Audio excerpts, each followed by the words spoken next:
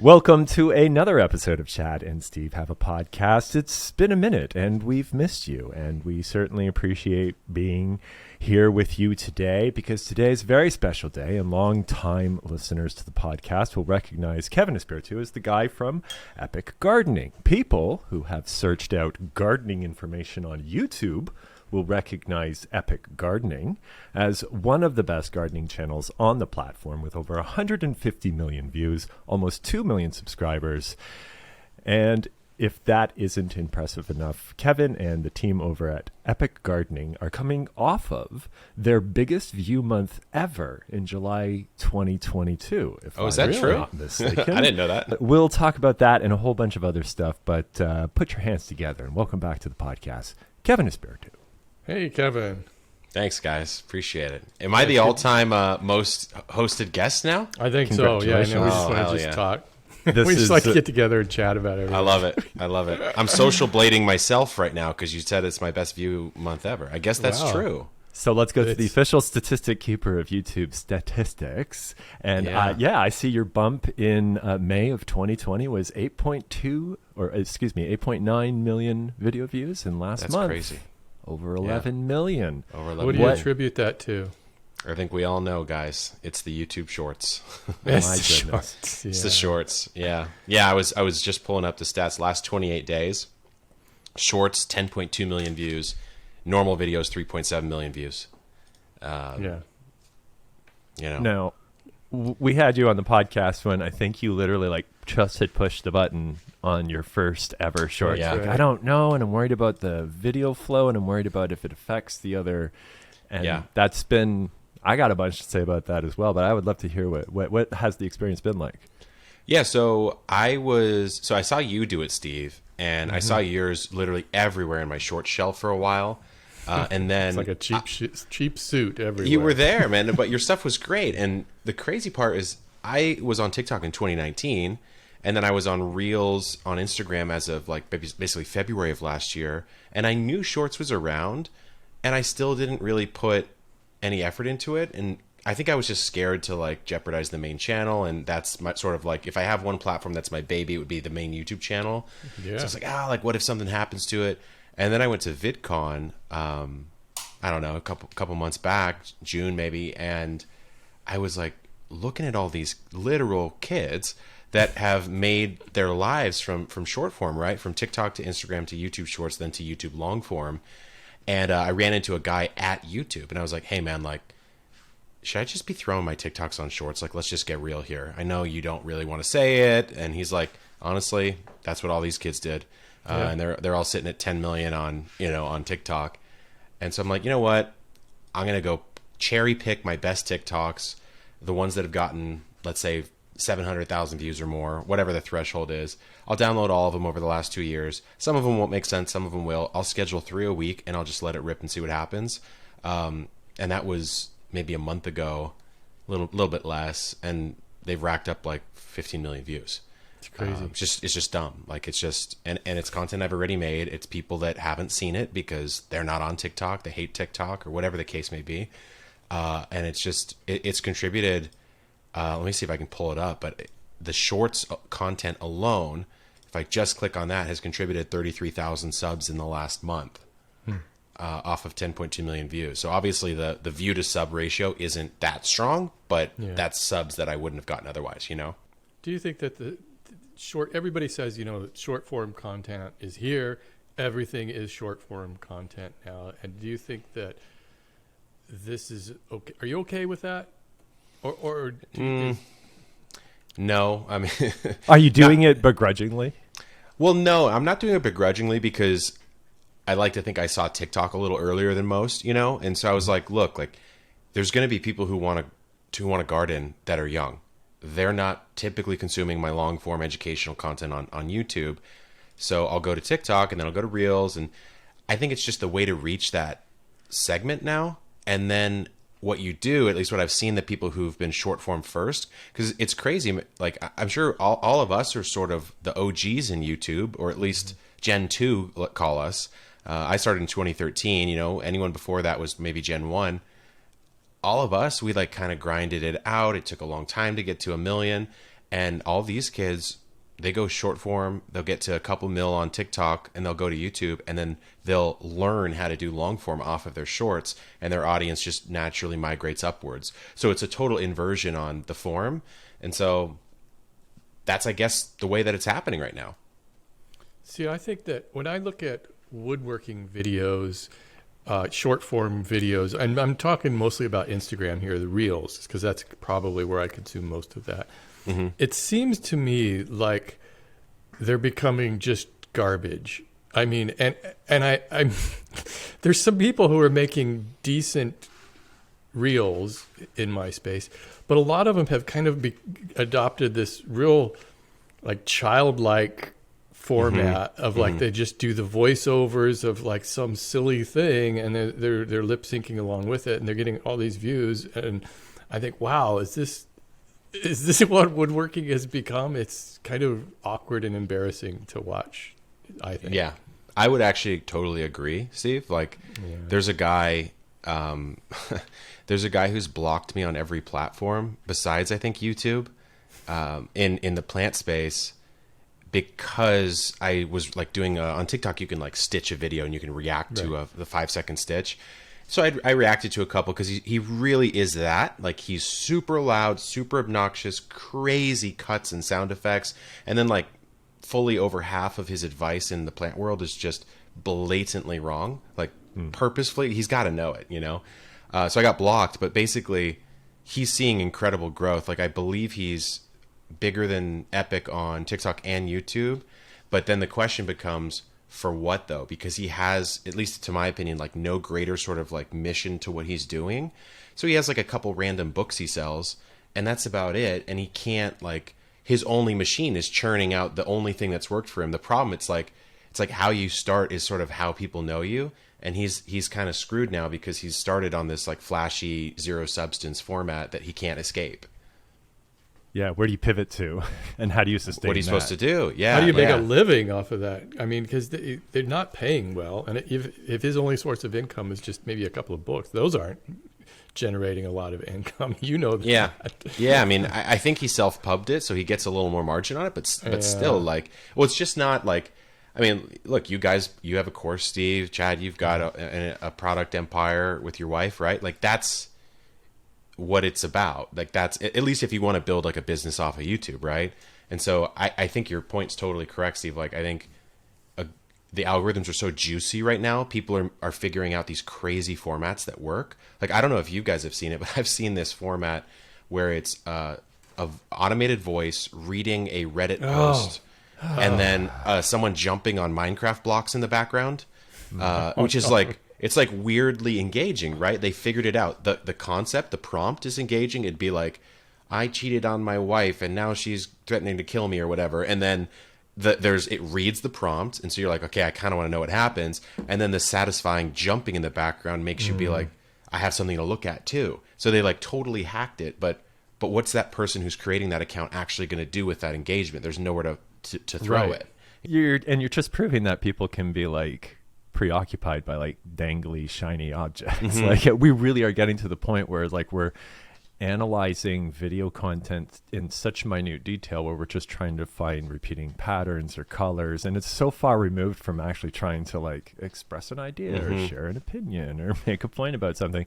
And it is just about engagement. It sounds like you're using TikTok maybe as kind of like the sandbox, and then you see kind of what works well organically over there, and then you kind of cherry pick that stuff to put onto shorts, so therefore you're not really experimenting on shorts. Yeah. I mean, I don't want to throw a short up that I know is bad or I don't know is good, right?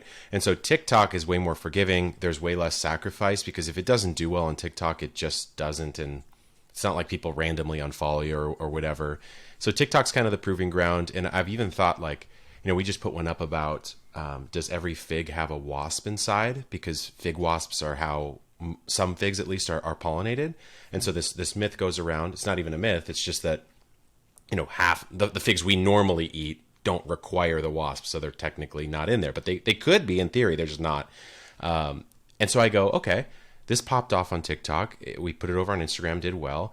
Maybe I'll probably put it on shorts as well, but maybe I could do an 8-minute piece on that and actually convey something real, where I call up an entomologist, I call a botanist, and then we discuss that, and we create a prepared piece. Like, I know the concept is good, so I just have to execute it in 8 minutes now instead of 30 seconds. You just have to have something on there that says POV. Can anybody explain to me what this whole POV thing means? I feel like it means anything. I just got a comment today on a tape measure short that I did, snapping it 10,000 times. Oh, I remember that one. POV, you have no life. What? Is that how POV is? They don't understand. But it seems like POV has become to mean point of view of the person, but it's not even that anymore. It's just a weird thing and everybody's using this in short form content. POV, you have no life. I know. That's so rude. I don't even get it. I don't get it. Yeah, that's so funny. Yeah, I guess, but POV to me on TikTok at least was like expressing a different POV than the person. That person was like putting on the mask of someone else's point of view and then doing that, and it was supposed to be relatable. I don't really get that one. I think they're just trying to dig you with a meme, They don't understand how to use those things, but those things change so quickly, it seems like. Yeah. So funny. We mentioned Instagram earlier, and you have it's probably the smallest platform which you tend to put a lot of effort into. And I don't know, do you make the content which is kind of geared towards reels, that, and do you make your TikTok content geared towards that, or do you just try to make short pieces of content and put it on each of these platforms? Man, I've gone both ways. The problem is TikTok's native editing tools are just like 10 times better than Instagram's. So what I'll do now is my Instagram's so buggy. I have an iPhone and I have an Android. They're both updated. The app's updated. I have so many bugs on Instagram that I can't trust making content natively in it. So here. I just don't anymore. And what happens is I'll make a TikTok. If it does well, I will download it without the watermark, and then I will usually I'll either post-produce it by getting captions done and burning them in, or I'll like write the captions in the Instagram app. But even that sometimes bugs out on me. So lately, our style on Instagram's kind of changed. I used to use like the little text feature in the Reels editor, and now I don't, because I just don't want it to disappear. But yeah, I'm kind of cherry picking everything from TikTok and putting it in my more like mature platforms. That works, I guess. Yeah. Yeah, treat TikTok kind of like the Wild West. It makes a lot of sense. When's the last time you posted a picture on Insta, like a photograph? That's a good question. I did this morning. I'm still old school. I still do that, even though nobody looks at them. Instagram's just not something I pour a lot of effort into. It's not. I probably should. I know that's kind of when I post reels on there, they do really well. But yeah, nobody. You post a photograph on Instagram and it get like three views or something. I know. June 27th for me, Chad. June 27th. And oh my gosh. Then the one before that was May 30th, but I knew it would do well because it was this like before after comparison, which is like one of the formats that I think still works. But yeah, there's just, unfortunately, it's weird because have you seen Adam Mosseri, the head of Instagram's like posts he'll make to the community? He'll do these updates. He'll say like, here's what's coming with Instagram. Like, we're going to be featuring videos more. We're going to be recommending stuff that you don't follow, blah, blah, blah. And everyone's like complaining about it, right? And you see it on Twitter and you see it everywhere. I wish he would just come out and say the truth, which is, hey, look, all of you guys go to TikTok now. You don't come here. Right. And when we let you post photos, you don't look at them. So what you say you want isn't what you actually want. So we're just making what we think you want. But he can't say that because that's too honest, But that's the truth. I mean, I feel you. Like, it'd be nice to have some photos here and there, but I also kind of don't look at them. So I don't know what I'm supposed to do. Yeah, it's true. Yeah. Do you feel as trepidatious as you used to about posting short content? Do you worry about the context of your channel or losing that cadence or falling into the trap of being one of those channels which are like, oh, now you don't care because you're just seeing what works? Yeah, I think... So you're saying for YouTube? Yeah. Yeah, for YouTube, I'm doing an experiment for a couple months where I'm posting 3 a week on days that I don't post a long-form video. And I'm assuming... I got this from the head of YouTube's algorithm at VidCon, at least currently, and I don't know if this is still true, at the initial outset of when they launched Shorts, Chad's view history on YouTube was connected short to long. And so what would happen is you'd go into the short shelf and you'd go watch, 700 of Steve's woodworking videos, right? And then the second you come back out of that shelf and do a refresh on the homepage, it had no idea that you didn't only want to watch woodworking, because it messed with the algorithmic quality, and it would be like, oh wow, he just watched 700 of these in a row, and it just treated shorts kind of like any other video. And so they found that happening, and only short form, only the topics you were watching. So what they did is they disconnected the two. So your view history on long form and short is completely separate now, and what they recommend for each is completely separate, Right. which kind of goes against a strategy of doing shorts, right? Because you'd think like, okay, well, hey, if Chad watches 20 of Epic Gardening shorts, I might want to show him a couple of the longs to like give him that taste. At least right now, apparently that's not happening, but they're working on making it happen. So I don't really know. I mean, I think as long as you make shorts where your brand and personality still comes through, and you're not just one of these random things, I think it's probably beneficial.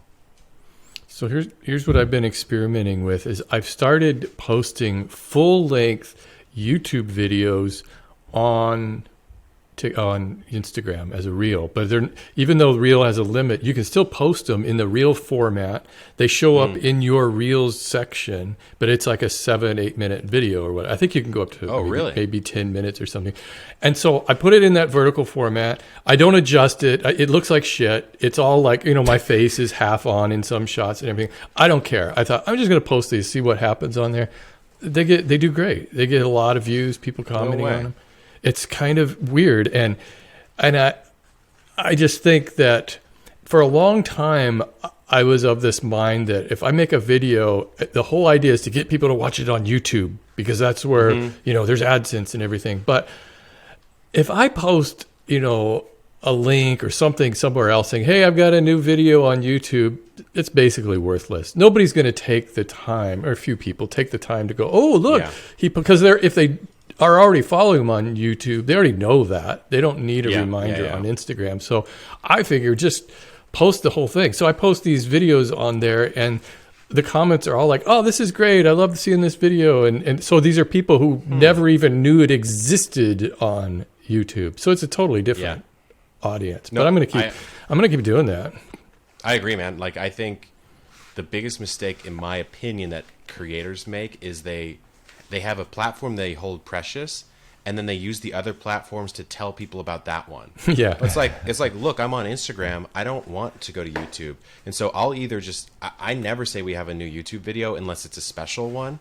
And if I can cut it down for Instagram, then I will. Otherwise, I'll just say, go check our YouTube out in general.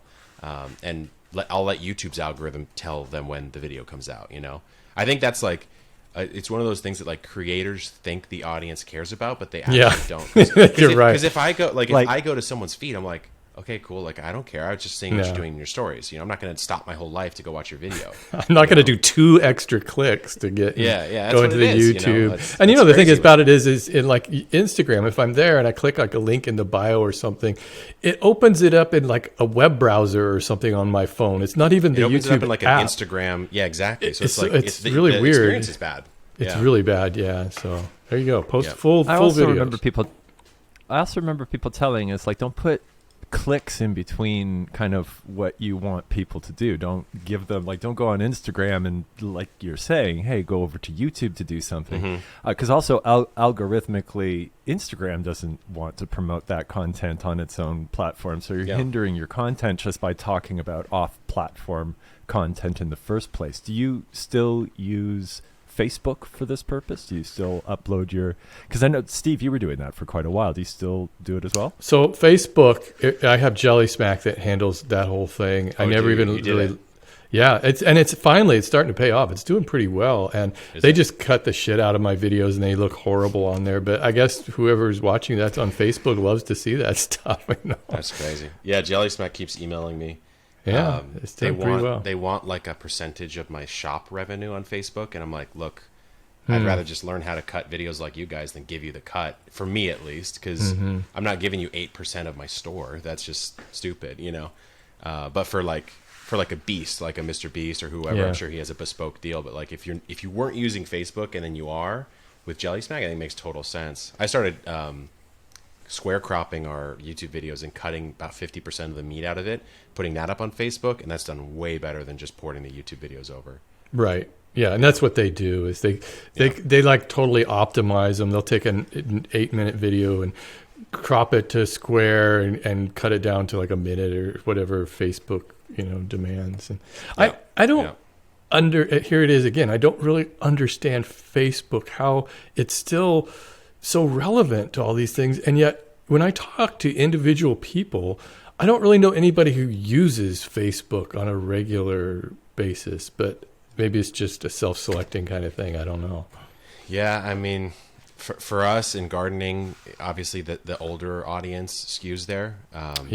So that's been good for us. I think just watching a couple other garden creators, they've done really well. But yeah, I mean, I'm the same as you. I'm like, look, people are watching it, so I'm going to keep posting. But it just seems like they're out of the conversation when it comes to social media anymore. It's all certainly out of video. Yeah. They seem like that social media platform that doesn't even want to be a social media platform anymore. They're interested in the meta stuff. They're trying to get to the metaverse. They got a different trajectory, and that ends up. So they have that death rattle sound to them, where it's like, you guys aren't even focusing on what we're supposed to be here for, and I guess that seems so archaic now.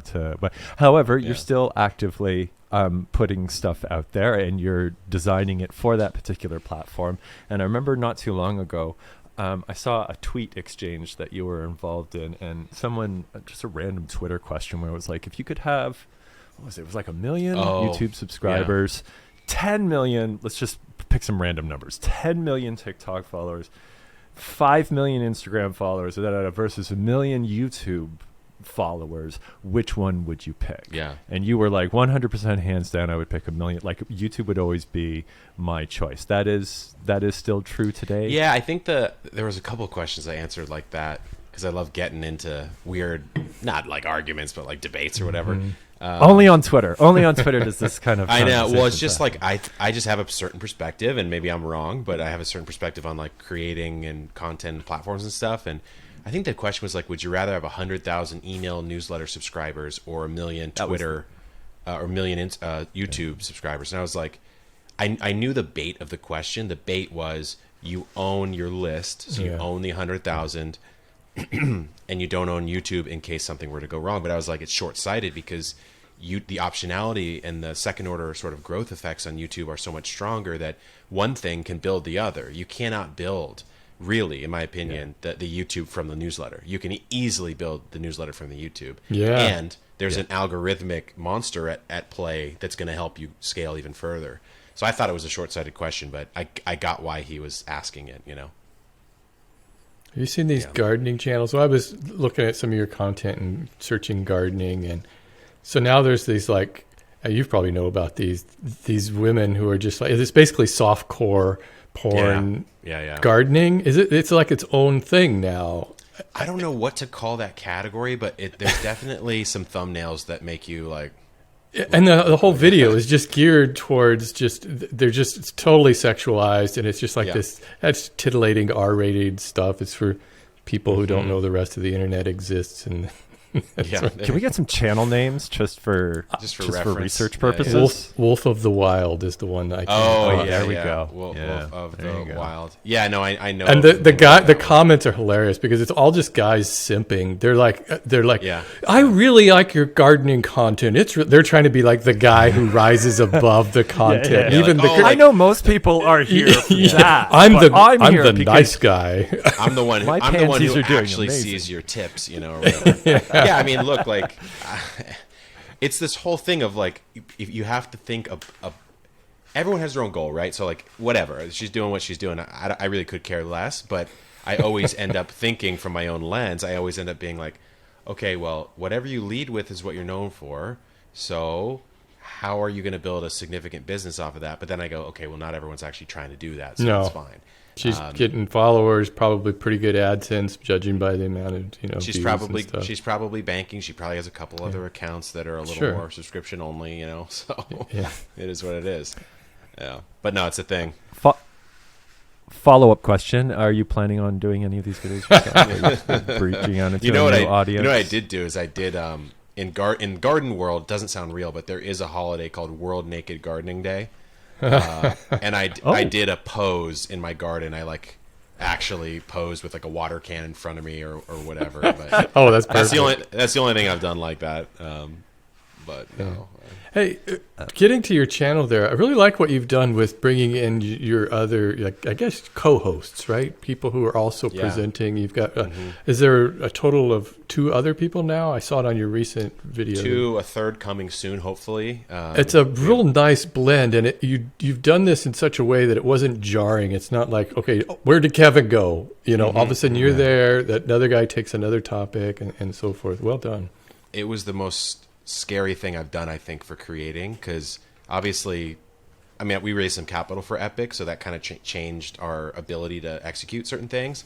But part of that strategy is like the whole entity can't just be reliant on my face and voice and personality anymore. Like, obviously, that's like the spirit of it still.